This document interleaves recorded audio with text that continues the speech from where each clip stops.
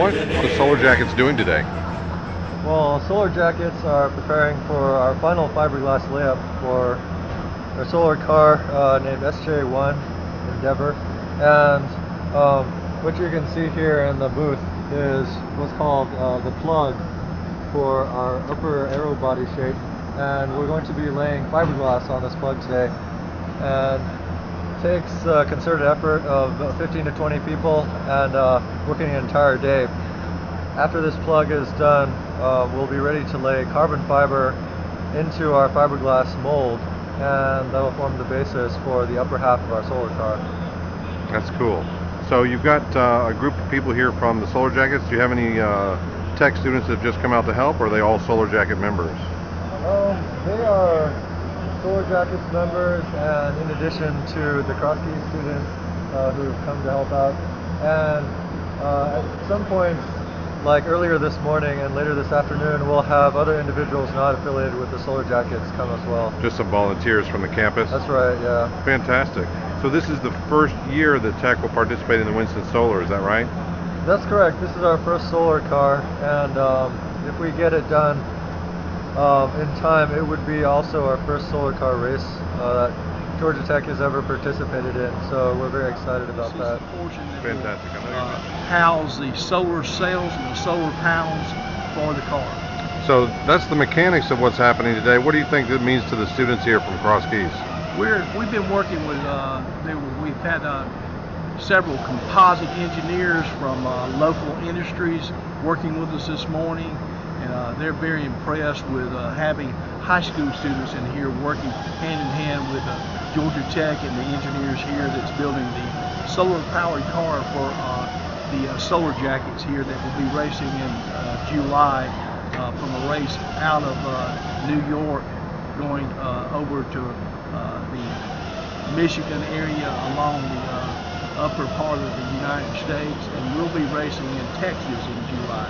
So we'll be using these components as well as the SolarJackets, and we're getting ready to after we finished our robotics season, now we're going into solar car mode. So when you finish up this year, what do you think the kids' takeaway will be? What are they getting out of this? Well, I would, in my experience in the past, these students are getting an education that is second to none in the United States, in the world.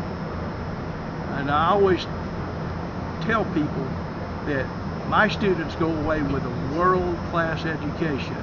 A lot of engineers that's been in the field don't even get this type of experience until they've been in engineers many years. So these students at high school age are getting a world-class education that will take them to the top of the engineering field. Yeah, that's fantastic. And if people wanted to help out in any way, what do you need from the community? I'm going to put together a list of parts, and I'm kind of dated there, but Johnny Cash had a song one time that says, building a car one part at a time. That's the way we're going to do the solar car. I know a lot of dollars are hard to get right now in the economy the way it is, but I'm wanting people to just provide me parts, provide me supplies, provide me the necessary resources to put this car together. So how can they reach you? Through the Cross Keys Foundation, we're going to put together a list of parts, of needed resources to make this happen. This is the first car for the state of Georgia, and we're going to be the #1 high school team internationally in the world. And we're going to an international race this year. And we just finished up our robotics season, and we're literally #1. And now we're going to robotics into solar car, and preparing that. We're going to be one. You having any fun? Yeah. Yeah? Okay. Y'all ready for Anaheim? Yes. Yeah? Get over here, Albert. We're trying to sneak away. So, are you ready for Anaheim? Yes, I think so. What'd you do to prepare? We fixed the robots and make sure that they ran smoothly, and we programmed. Good program. More autonomous programming? Yes, we have about What's your 5 autonomous programs? Yes. So you got different scenarios you'll be ready for. Yes. Depending So- on what our opponent looks like. Okay. So different cases, like if they're trying to block or if they're trying, yeah. Yes. How did you learn about that?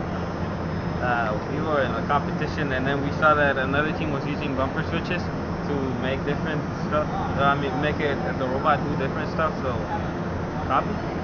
Not copy. We upgraded. Learn from others' experience. Yes. That makes perfect sense. Well, I hope it goes well. Congratulations. So And it'll kind of look do like well. a car by this weekend, huh? All right. So you think you guys can build another one? Oh yeah, So you're ready? we're ready. Fantastic. What we're using is Good what's luck. called a wet layup. So we're using this dry fabric right here. It's just like fabric, any other clothing. It's woven with very small strands of glass. That's why it's called fiberglass. And so we take this fiberglass, you lay it over your mold, your part, positive part, and then you put epoxy. It's like a clear resin, and it basically hardens. And after that, you have your mold, and then from the mold, you can make another part. So the end result is a fiberglass mold in which you're going to do what? With that fiberglass mold, we make our carbon fiber part. So we start from a positive, you make your mold, so then you have a negative mold, and then you make your positive part from that. So it's like a 3-step process.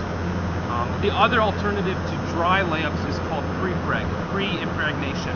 And so the fabric is basically spread out, and there's resin that's infused into it, and then it's frozen, so that resin doesn't move around, and it has the perfect amount, the right amount of resin inside the fabric. And so what that does is you can just lay it up, and it's not messy or wet. You just lay up this cold fabric into the part, and then you cure it at a higher temperature in an oven or an autoclave.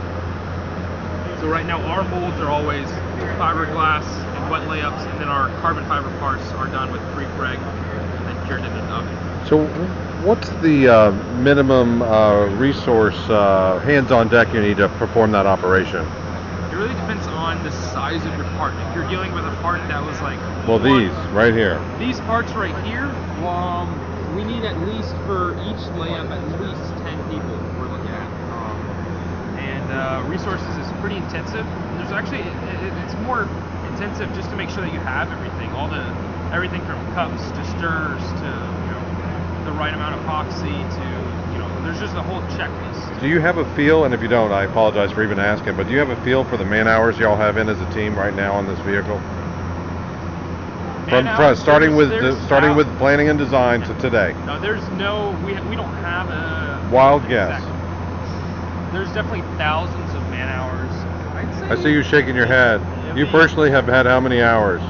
Oh, I don't know. It'd be really hard to put a number on that. There's so many people that work, in the computer labs late at night, or if we have the whole team together on a Saturday, we might have 10 people here for an afternoon, or a whole day, 10 hours, and that's 100 hours right there.